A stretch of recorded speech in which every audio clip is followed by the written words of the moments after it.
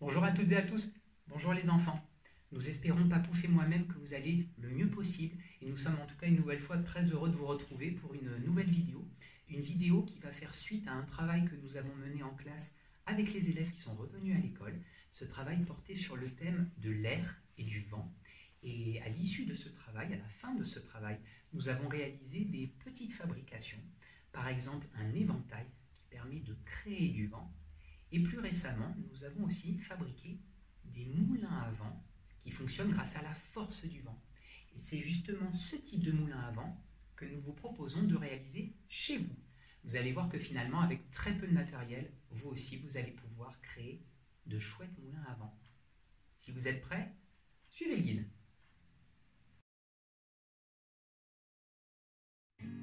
Pour réaliser ce moulin à vent, il faudra vous munir d'un support découpable suffisamment épais, tel qu'une feuille cartonnée ou un intercalaire plastifié, d'une règle, d'un crayon, stylo ou feutre, d'une paire de ciseaux, d'un clou à tête plate ou d'une punaise, d'un bouchon en liège, et enfin d'une baguette, telle qu'un pic à brochette en bois.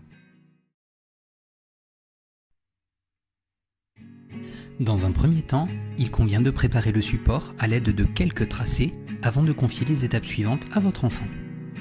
Pour cela, équipez-vous du support découpable, ainsi que de la règle et du crayon. Commencez par mesurer la largeur de ce support et reportez cette mesure sur sa longueur en deux points différents en y laissant une petite marque.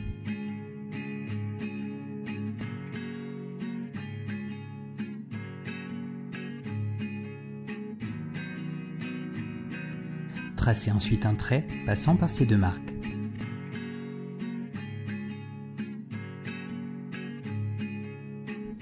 Cette étape vous permet de délimiter un carré qui servira de base à la fabrication du moulin. Une fois le carré délimité, tracez ces deux diagonales en reliant les angles 2 à 2. En voici une.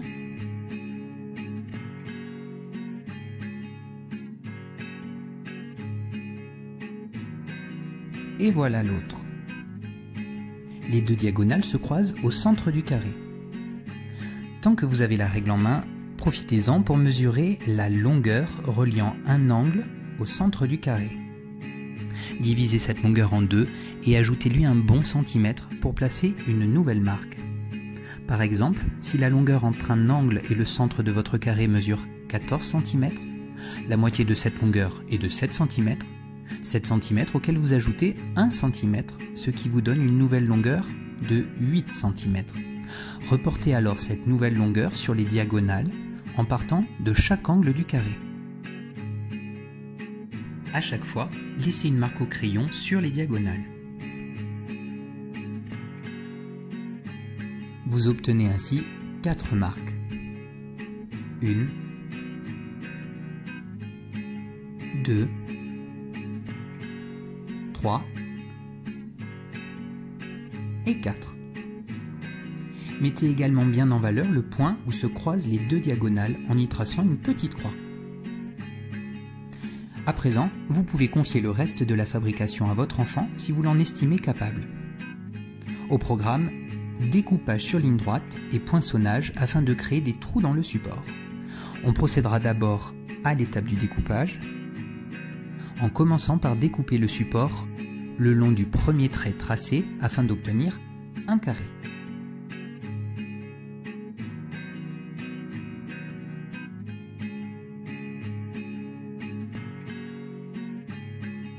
On découpera ensuite le long des diagonales depuis les angles du carré jusqu'aux 4 marques laissées précédemment. Voici un premier découpage. On commence depuis le deuxième angle et on procède de la même manière jusqu'à la marque. Même chose sur un troisième angle.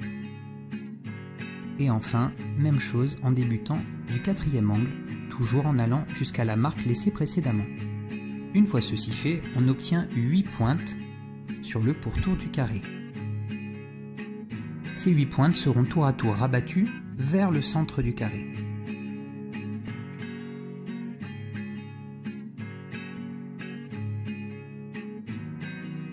Avant de laisser votre enfant passer à l'étape du poinçonnage, vous allez tracer un repère au crayon toutes les 2 pointes. Sur une première pointe, tracez un petit point. N'en tracez pas sur la pointe suivante. En revanche, faites un nouveau repère sur la 3e pointe. N'en laissez pas sur la 4e, mais faites-en un nouveau sur la 5e. En revanche, pas de point sur la 6e, ne reste plus qu'à laisser un dernier repère sur la 7e pointe. On peut alors passer à l'étape du poinçonnage. Munissez votre enfant de la pointe à tête plate ou, mieux, d'une punaise à embout plastique qui lui assurera une meilleure préhension et une meilleure manipulation. Pointe ou punaise, l'objet est bien sûr à manipuler avec précaution. Invitez ensuite votre enfant à poinçonner le support sur les 4 repères que vous aurez laissés sur les pointes du carré.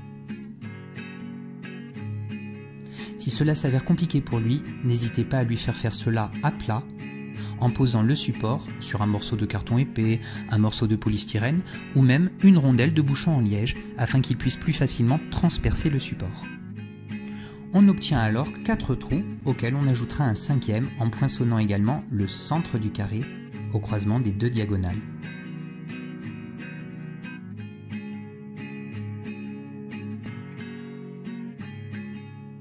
« 1, 2, 3, 4, 5. C'est bon. À présent, il est temps de former le moulin. Demandez à votre enfant de retourner une première pointe de papier percée et d'insérer la pointe ou la punaise dans le trou. On procédera ensuite de même avec une seconde pointe de papier déjà trouée.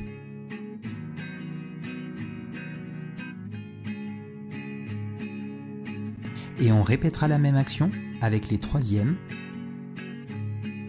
puis 4e pointe de papier déjà percée.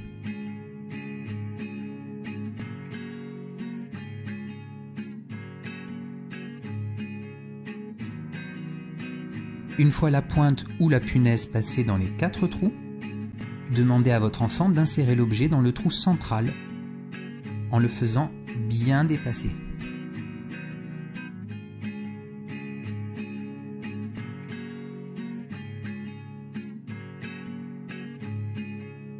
Équipez-vous à présent du bouchon en liège et enfoncez la pointe dedans en faisant en sorte qu'elle n'en dépasse pas pour éviter les risques de blessure. Le moulin en lui-même est désormais prêt. Reste cependant à ajouter un manche pour pouvoir le manipuler plus facilement. C'est donc le moment de dégainer le pic à brochette. Il s'agit de le faire tenir en l'enfonçant dans le bouchon.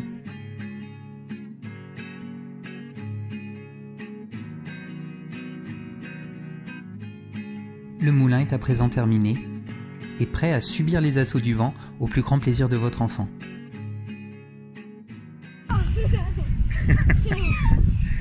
Voyons voir les filles, est-ce que vous avez trouvé le sens du vent? Pourtant il y en a, je le sens qui souffle. Hein. Oh oh! Ouais! Oui! Il se met à souffler! Oh là là! C'est la tempête!